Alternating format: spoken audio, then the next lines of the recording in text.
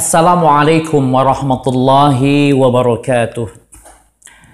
Alhamdulillahi hamdan katsiran tayyiban mubarakan fih kama yuhibbu rabbuna wa yarda.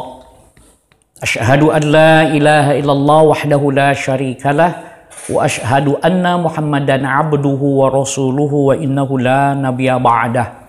Allahumma salli wa sallim wa barik ala habibikal karim Muhammadin wa ala alihi wa ashabihi wa man tabi'ahu bi ihsanin ila yaumiddin. Amma ba'd. Ikhwan dan akhwat, kaum muda, pemirsa Basirah TV dimanapun berada, ada beberapa hal yang harus kita lihat tentang sebuah pernikahan. Masing-masing kita diberikan keinginan untuk menikah. Namun sebuah permasalahan muncul. Mengapa di antara kita belum juga mendapatkan pasangan, belum juga mendapatkan suami atau istri? Ada satu hal yang harus kita baca. Yang saya maksudkan baca bukan mengumpulkan huruf-huruf, tetapi membaca yang saya maksudkan adalah menelaah, mempelajari, meneliti apa yang terjadi di alam maya pada ini. Karena membaca pada hakikatnya bukan hanya mengumpulkan huruf-huruf, tetapi juga mengumpulkan peristiwa-peristiwa, mengumpulkan pesan-pesan yang terjadi di alam maya pada ini juga. Mengapa kita sekali lagi belum punya pasangan yang sah?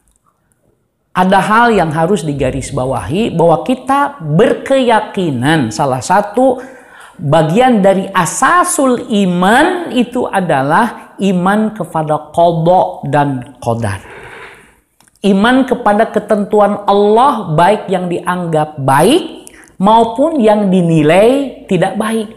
Sekiranya belum punya pasangan, yang semestinya kita merasa sudah harus punya pasangan itu dianggap tidak baik, maka kita pun harus meyakini bahwa fihi atau fiha khair, di dalamnya ada kebaikan. Kenapa? Karena satu redaksi yang menarik di dalam Al-Quran, Allah mengatakan, kita tujukan kepada Allah, biyadikal khair, maka padamulah segala kebaikan itu. Biyadikal khair, maka biyadihil khair, biyadillahi khair, maka pada ketentuan-ketentuan Allah di situ ada kebaikan. Maka ketika tadi sekali lagi kita terlambat untuk menikah, maka bisa jadi kalau kita menikah pada usia awal, maka bisa jadi kita tidak bisa bertahan dengan tantangan hidup berumah tangga. Karena ada orang yang menikah, tapi seumur jagung dia sudah bubar. Atau bisa jadi bahwa kita belum siap untuk menghadapi hal lainnya. Maka oleh sebab itu sekali lagi bahwa ketentuan Allah Tabaraka wa Ta'ala itu yang harus kita yakini. Maka di dalamnya ada kebaikan-kebaikan yang harus kita cari, yang harus kita riset, yang harus kita teliti. Kenapa saya terlambat menikah?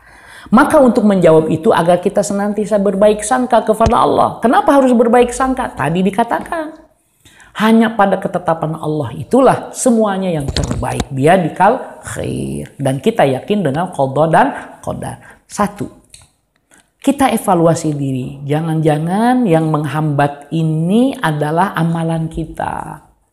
Yang dulu-dulu pernah menganggap bahwa pernikahan itu hanya memberatkan saja. Maka kemudian oleh Allah ditunda dalam tanda petik. Memang takdirnya sudah begitu. Tapi kita menganggap terhadap takdir tadi bahwa seakan-akan pernikahan itu adalah beban.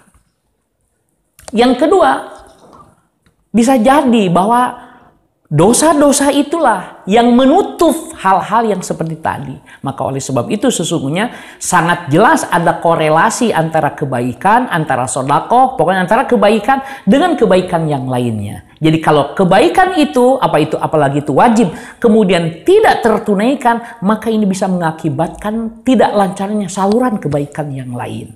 Maka wajib bagi kita para generasi milenial ini untuk mengevaluasi diri. Jangan-jangan keterlambatan itu pun, maksudnya keterlambatan menikah tadi, diakibatkan oleh dosa-dosa yang kita lakukan juga. Meskipun secara tekstual tidak ada yang menyatakan bahwa itu penyebabnya. Tetapi sekali lagi, itu semua diakibatkan oleh kesalahan-kesalahan kita. Maka oleh sebab itu, kenapa kita dalam setiap doa itu kan doa juga ada penghalangnya. Doa itu bisa dihalangi, bisa terhalang karena makanan yang haram, karena pakaian yang haram, ya, karena misalnya perbuatan-perbuatan dosa yang lain, syirik dan lain sebagainya, kufur dan lain sebagainya. Itu bisa juga menghilangkan terijabahnya atau sampainya doa. Jika kita memohon kepada Allah untuk segera mendapatkan pasangan, bisa jadi doa itu terhijab karena masalah apa tadi? Karena masalah dosa-dosa yang kita lakukan. Maka oleh sebab itu, meskipun menarik untuk kita lihat dalam hadis itu kan kata Nabi, bagaimana doanya bisa dikabul? Karena tadi pakaiannya juga haram, makanan yang dia makan makanan haram, yang diminum minuman haram, yang dipakai pakaian yang haram atau dengan cara yang haram. Nah, maka oleh sebab itu, mulailah dengan mendekatkan diri kepada Allah, mulailah berbenah diri dengan meninggalkan larangan-larangan Allah. Maka siapa yang mendekat kepada Allah, maka akan dekat dengan Allah. Dan siapa yang mohon kepada Allah, apalagi di sepertiga malam, maka insya Allah apa yang selama ini jodoh kita menjauh, insya Allah dengan takdir Allah, dengan kehendak Allah akan mendekat kepada kita. Ini saya kira sebagai hal yang dapat saya kemukakan. Maka oleh sebab itu, kesimpulannya, kenapa kita terlambat untuk menikah? Bisa jadi jawabannya adalah hendaknya kita mendekat kepada Allah Tabaraka wa Ta'ala, mintalah kepadanya, karena ketentuan pernikahan, ketentuan rizki, semuanya ada padanya. Demikian, wassallallahu ala nabiyyina Muhammadin walhamdulillahi rabbil alamin. Wassalamualaikum warahmatullahi wabarakatuh.